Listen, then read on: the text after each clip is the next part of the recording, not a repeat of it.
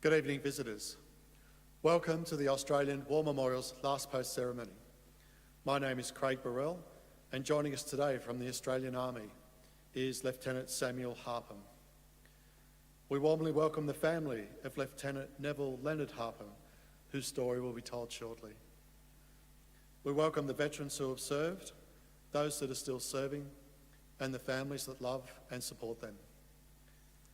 We acknowledge the members of RSL and Services Clubs Association, RSL Victoria, and RSL Queensland, who are watching the broadcast of this ceremony across Australia. During this evening's ceremony, wreaths will be laid at the base of the pool of reflection by family and visitors to the memorial. If you are able, please stand and join in singing the national anthem.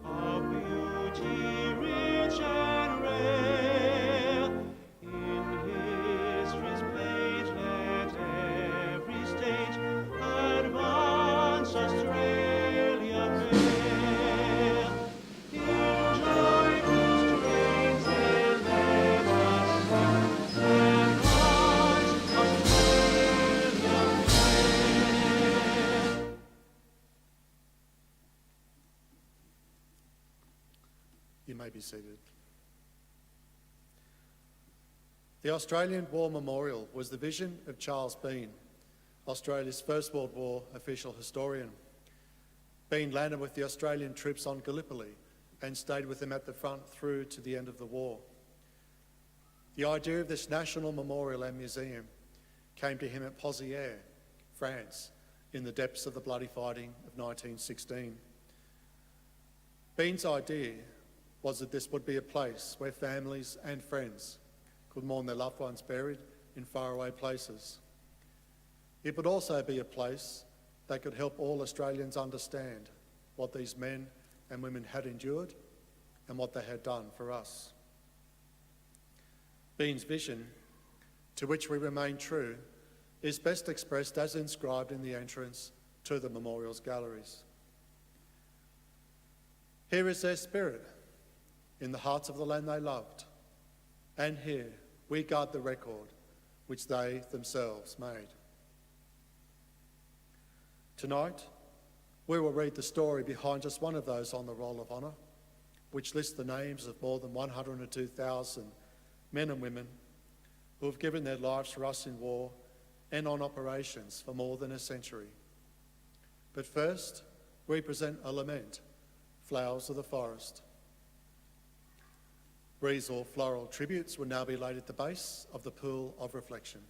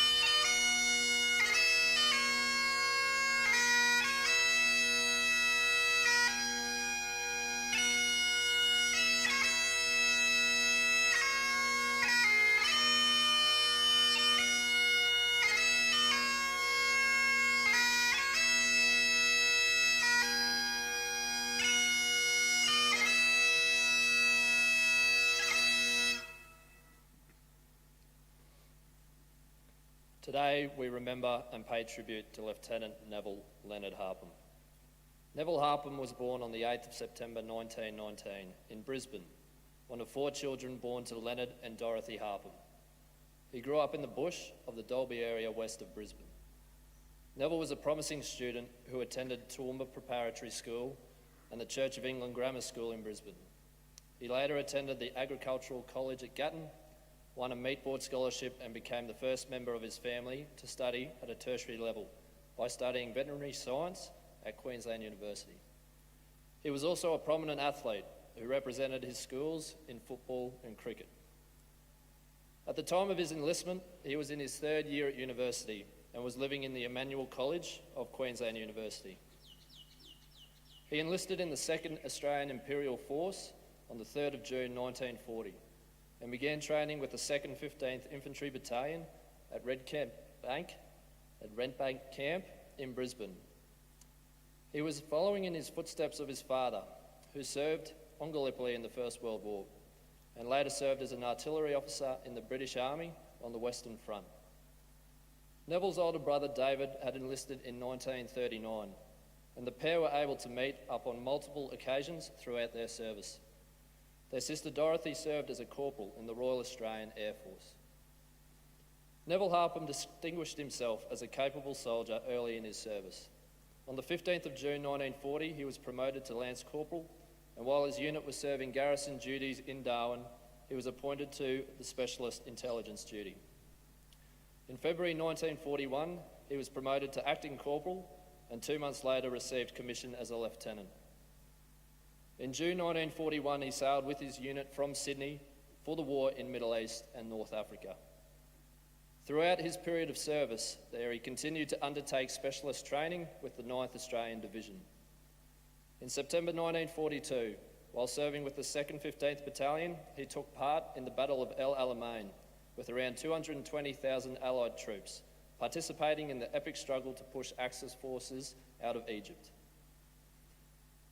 Neville and his unit formed part of the right flank of the Allied attack at El Alamein. During the opening phases of the battle, Neville received a shrapnel wound to his right shoulder and was evacuated to the 7th Australian General Hospital. He would not rejoin his unit until November. Neville's exceptional service in North Africa was later recognised when he was mentioned in dispatches for gallant and distinguished service from the period of the 1st of May to the 22nd of September 1942. On his return to his unit from hospital, he attended the Middle East Intelligence School Regiment course and served as an intelligence officer. In January 1943, he returned with his unit to Australia, where he continued to train and attended another military intelligence course, this time in air photo interpretation. Later in 1943, he sailed with his unit from Cairns for Milne Bay in Papua, arriving on the 4th of August. A month later, he participated in the large amphibious landings made by Australian and American troops in the push to take the important town of Lae on the east coast of New Guinea. Weeks later, Harpham took part in a second amphibious landing, this time capturing nearby Finchhaven. In the early hours of the 22nd of September 1943, Neville and troops of the 2nd 15th Battalion landed on a beach north of Finchhaven and began moving along the coast towards their objective. Their movement was hampered by increasingly heavy Japanese attack by land and air. At around midday on the 24th of September 1943, the 2nd 15th Battalion headquarters received news that Neville had been hit, believed wounded, and likely shot by a Japanese sniper. Given the heavy fighting and difficult terrain, he was not able to be given immediate aid. By 5 p.m, a search party sent out to find him and some of his wounded comrades found him dead on the battlefield. He was 24 years old. After the war, his younger sister Barbara, following in her fallen brother Neville's footsteps, became one of the first female veterinary scientists to graduate from the University of Queensland. She later established a cattle station at Dumpu in New Guinea, not far from the terrible fighting at Finchhaven. Despite the fact that she lived in New Guinea for over 40 years, Neville's older brother David could never bring himself to visit. The memories of the war and Neville's death were too strong. Neville Harpham is now buried in the Lae War Cemetery in Papua New Guinea, where over 2,800 Commonwealth soldiers of the Second World War now lie. His headstone holds the inscription, "Unselfish to the end." His name is listed on the roll of honour on my left, among almost 40,000 Australians who died while serving in the Second World War. His photograph is displayed today beside the pool of reflection. This is but one of the many stories of service and sacrifice told here at the Australian War Memorial. We now remember Lieutenant Neville Leonard Harpham, who gave his life for us, for our freedoms, and in the hope of a better world.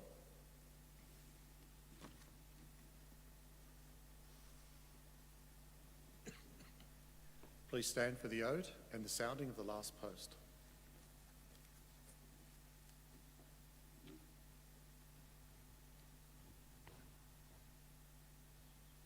They shall grow not old, as we that are left grow old. Age shall not weary them, nor the years condemn. At the going down of the sun and in the morning, we will remember them.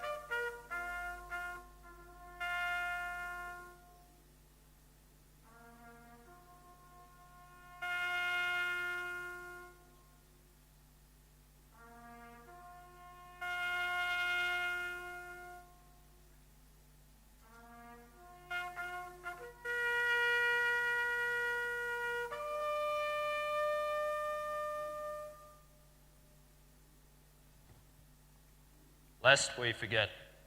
Lest we forget.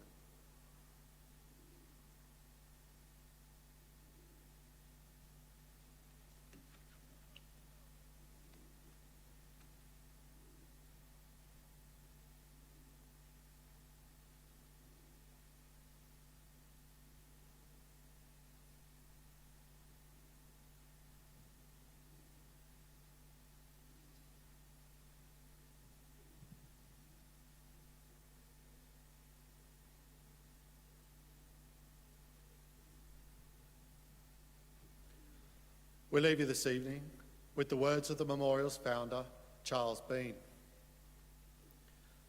Many man lying out there at Pozieres or in the low scrub at Gallipoli with his poor, tired senses barely working through the fever of his brain has thought in his last moments, well, it's over.